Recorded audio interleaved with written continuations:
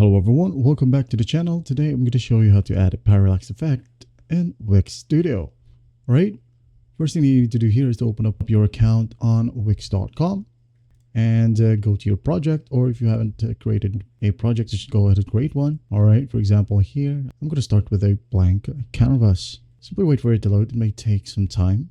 Alright, now once you're in here, you're going to want to add an element from here. Alright, or add an element from the top left. I'm just going to go ahead and add an image, just for example. All right, I'm going to stretch this one. As you can see here, I've added some other medias right here at the top. So what I'm going to do basically is just tap on the image. Now to change the scroll effects, you're going to want to click on the image again, click, then click this one right here.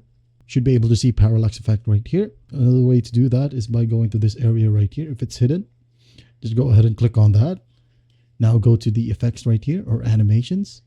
All right, as you can see here, there's a scroll drop down. Just go ahead and click on add, and the animation type, you should be able to select parallax right here. I think it's only available on the upgraded version. All right, before, I think last year it was still available on free version. I just don't know right now.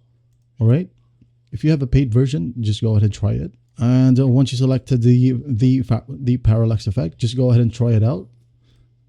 Click on preview. Should be able to test it out right here. Now, if you want to update the website so it works properly, just go ahead and click on publish and you'll be good to go. That's basically it. I hope this video helps, and please don't forget to share this video to your friends. And if you find this video helpful, please leave a like and subscribe. Thank you for watching. Goodbye.